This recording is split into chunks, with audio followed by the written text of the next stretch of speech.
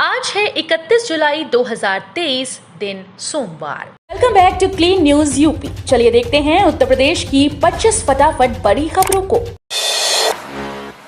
शहरी इलाके में घर का इंतजार होगा खत्म, योगी सरकार ने केंद्र को भेजा प्रस्ताव। यूपी में शहरी क्षेत्रों में रहने वालों की आवासीय और अन्य जरूरी सुविधाओं को पूरा करने के लिए अब धन की कमी बाधक नहीं होगी। अपने घर का सपना जल्द पूरा हो सकेगा। योगी सरकार ने केंद्र से विशेष प्रोत्साहन योजना के तहत 2358.20 करोड़ रुपए की मांग की है। केंद्र से पैसा मिलने के बाद मकान बनाने से लेकर जरूरी सुविधाएं मिलने का काम कराया जाएगा। गोरखपुर में आज वकीलों को 9.25 करोड़ रुपए की सौगात देंगे सीएम योगी। यूपी के मुख्यमंत्री योगी आदित्यनाथ आज टीम की छांव में बैठकर वादकारियों के हित की लड़ाई लड़ने वाले अधिवक्ताओं को सुविधा युक्त ठौर मुहैया कराने के संकल्प को पूरा करते हुए अधिवक्ताओं को 9.25 करोड़ रुपए के विकास कार्यों की सौगात देंगे।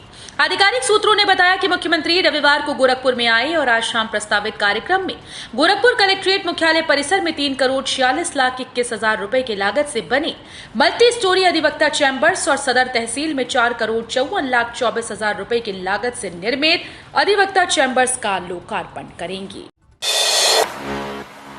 यूपी का पहला रेलवे स्टेशन जहां मिलेगी स्लीपिंग पॉड की सुविधा। प्रयागराज जंक्शन यूपी का पहला ऐसा रेलवे स्टेशन बनने वाला है जहां स्लीपिंग पॉड की सुविधा मिलने जा रही है। महाकुंभ 2025 से पहले प्रयागराज रेलवे जंक्शन का आधुनिकीकरण किया जा रहा है और स्लीपिंग पॉड समेत अन्य सुविधाएं इस तैयारी का हिस्सा हैं। उत्तर प्रदेश में रेलवे स्टेशन पर पहला स्लीपिंग पॉड प्रयागराज जंक्शन पर बनाया जाएगा। ये जंक्शन के सिविल लाइन साइड में तैयार होगा जहां कम शुल्क देकर यात्री आराम कर सकेंगी। सितंबर माह से मिलनी शुरू हो जाएंगी और नई बसेस। महाकुंभ तक प्रयागराज को 300 ई बसेस देने का लक्ष्य। प्रयागराज में 5 माह से बंद चल रही सिटी बसेस का स्थानीय बसेस लेंगी। नगरीय परिवहन निदेशालय ने प्रयागराज को इसी वर्ष 100 ई बसेस दिए जाने की हरी झंडी दिखा दी है। इन बसेस का आवंटन सितंबर 2023 से शुरू हो जाएगा। इस वर्ष 4 चरणों में 25-25 ई बसेस प्रयागराज को मिलेंगी। दरअसल प्रयागराज में JNNURM योजना के तहत संचालित 100 से ज्यादा सिटी बसेस का संचालन फरवरी 2023 से बंद है। इन बसेस का संचालन 20 से ज्यादा रूट्स पर हो रहा था। यूपी में कई विभागों का होगा पुनर्गठन। मुख्य परिसर के बाहर बनाया जाए हेल्प डेस्क, योगी बोले। उत्तर प्रदेश के मुख्यमंत्री योगी आदित्यनाथ ने कहा कि कार्य में सुगमता और व्यवस्था की सहजता के मद्देनजर विभागों के पुनर्गठन पर विचार करना चाहिए। श्री योगी ने सचिवालय प्रशासन विभाग की समीक्षा की और कहा कि कार्य में सुगमता और व्यवस्था की सहजता के दृष्टिगत हमें विभागों के पुनर्गठन पर विचार करना चाहिए। वर्तमान में सचिवालय प्रशासन 93 विभागों के प्रबंधन का कार्य कर रहा है। वाराणसी की जगह प्रयागराज उतर रहे हवाई यात्री। चित्रकूट अयोध्या निकट होने से रास्ता रही संगम नगरी। वाराणसी की तरह प्रयागराज एयरपोर्ट भी पर्यटकों का पसंदीदा एयरपोर्ट बनता जा रहा है। बीते 6 माह के आंकड़ों पर अगर गौर करें तो प्रयागराज एयरपोर्ट से सफर शुरू करने वाले यात्रियों की तुलना में यहाँ आने वाले यात्रियों की संख्या कहीं ज्यादा रही। यहाँ उतरने वाले बहुत से लोग ऐसे भी हैं जो चित्रकूट अयोध्या का भ्रमण करने के बाद वाराणसी रवाना होते हैं। एयरपोर्ट प्रबंधन के अनुसार जनवरी 2023 से जून 2023 की अवधि में यहाँ आने वाले यात्रियों की संख्या 1.63 लाख रही, जबकि यहां से सफर शुरू करने वालों की संख्या इस अवधि में 1.52 लाख रही। वाराणसी में गंगा पार होगा गुलजार। रिवर फ्रंट बनाने की कवायद शुरू, बूम करेगा पर्यटन।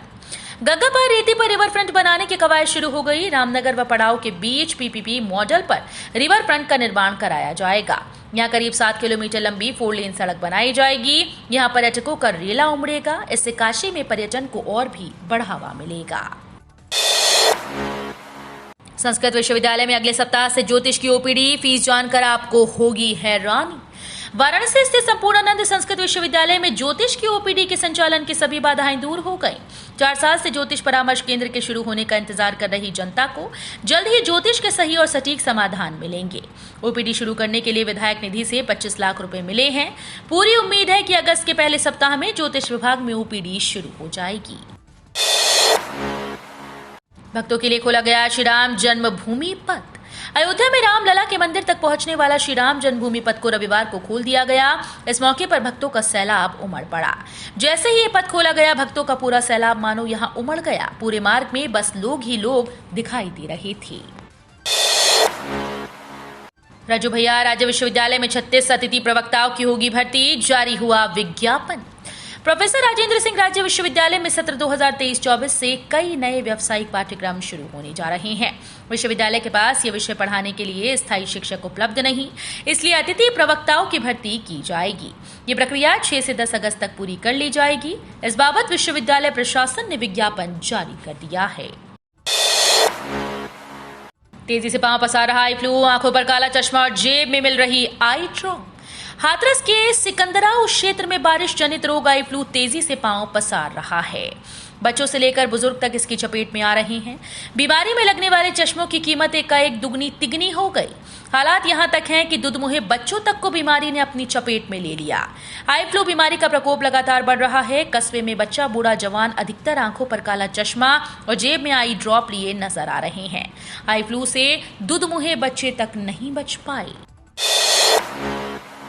पीएम मोदी ने पौधारोपण अभियान की खुलकर की तारीफ, मुख्यमंत्री योगी ने जताया आभार।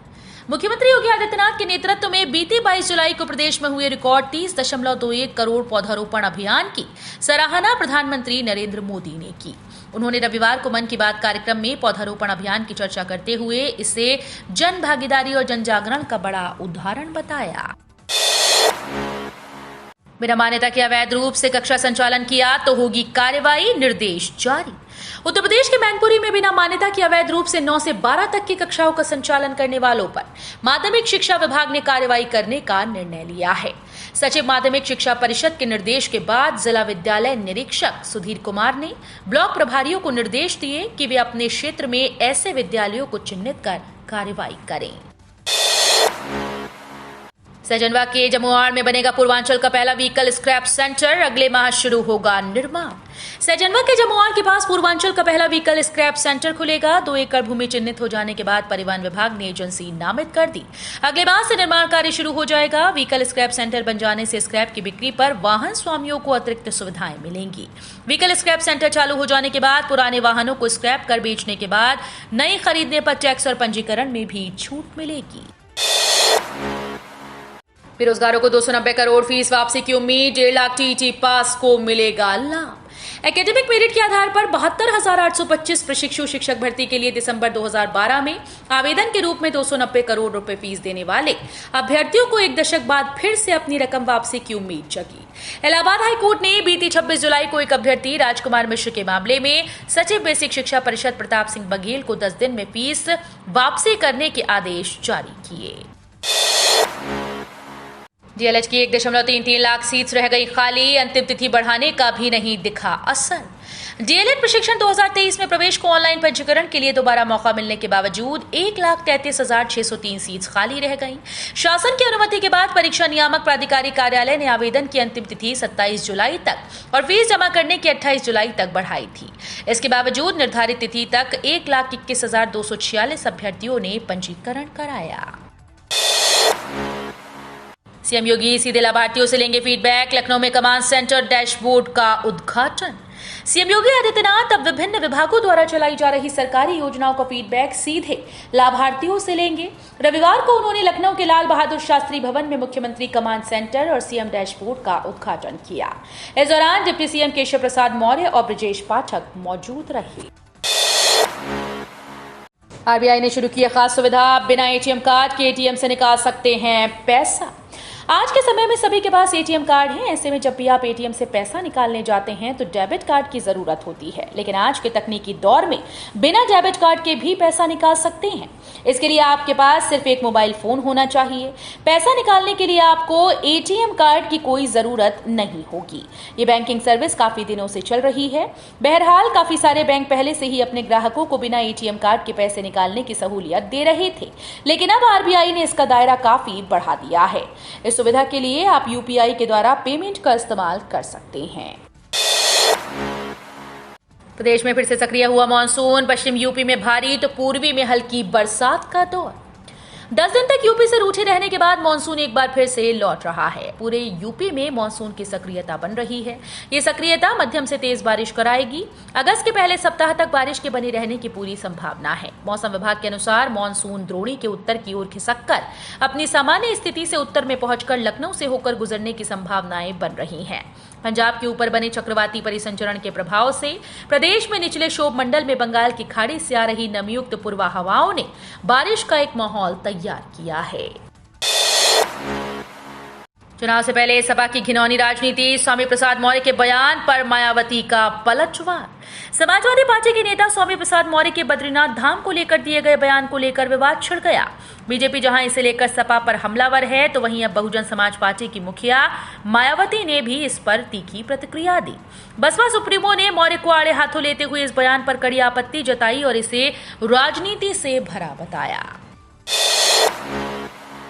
कॉर्पोरेट मॉडल की तर्ज पर बनेगा मंडलीय कार्यालय, सर्किट हाउस पार्किंग से जुड़ी रहेगी कमिश्नर दफ्तर की पार्किंग। कमिश्नरी परिसर में मंडलीय कार्यालय कॉर्पोरेट मॉडल की तर्ज पर बनेगा। भवन अब 10 की बजाय G+8 के 2 ब्लॉक में होंगे। इसके लिए एस्टीमेट व पुराने नक्शे में बदलाव किया जाएगा। दोनों ब्लॉक में अलग अलग पार्किंग होगी, जो सर्किट हाउस के मल्टी लेवल अंडरग्राउंड पार्किंग से जुड़ी रहेगी। योगी कैबिनेट का 10 दिन में होगा विस्तार, राजभर दारा सिंह का मंत्री बनना कंफर्म। मंत्रिमंडल की 6 सीट सभी रखी जाएंगी खाली। योगी कैबिनेट का पहला विस्तार 8 से 10 दिन के अंदर होना तय माना जा रहा है। इससे हाल ही में एनडीए में शामिल सुबह सपा प्रमुख ओपी राजभर और दारा सिंह चौहान का मंत्री बनना कंफर्म है। खबर यह भी है कि अभी योगी मंत्रिमंडल की 6 सीट्स खाली रखी जाएंगी, ताकि आगे की जरूरत के हिसाब से इसे इस्तेमाल किया जा सके। भाजपा सूत्रों के मुताबिक अगर सब कुछ ठीक रहा तो 5 या 7 अगस्त को मंत्रिमंडल विस्तार हो जाएगा। जून के बाद से सैकड़ों पद खाली, पुरानी भर्ती का आता पता नहीं, साल भर से झूल रही असिस्टेंट प्रोफेसर भर्ती। प्रदेश के शासकीय सहायता प्राप्त महाविद्यालयों में 30 जून के बाद बड़ी संख्या में असिस्टेंट प्रोफेसर के पद खाली हो गए, लेकिन अभ्यर्थियों को इन पदों पर भर्ती के लिए इंतजार करना होगा। अभी तो ये भी तय नहीं कि पुरानी भर्ती कब तक पूरी होगी।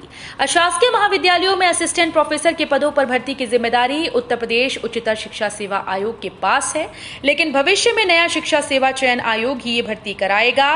पर नया आयोग अब तक अस्तित्व में नहीं आ सका है। सुकन्या समृद्धि के नियमों में हो गया बदलाव, वित्त मंत्री ने जारी किया आदेश। सुकन्या समृद्धि योजना में अगर आपने भी अपनी बेटी का अकाउंट ओपन करवा रखा है तो ये खबर आपके लिए है। केंद्र सरकार की तरफ से अब SSY में बड़े बदलाव कर दिए गए, जिसका सीधा असर खाता धारकों पर पड़ेगा।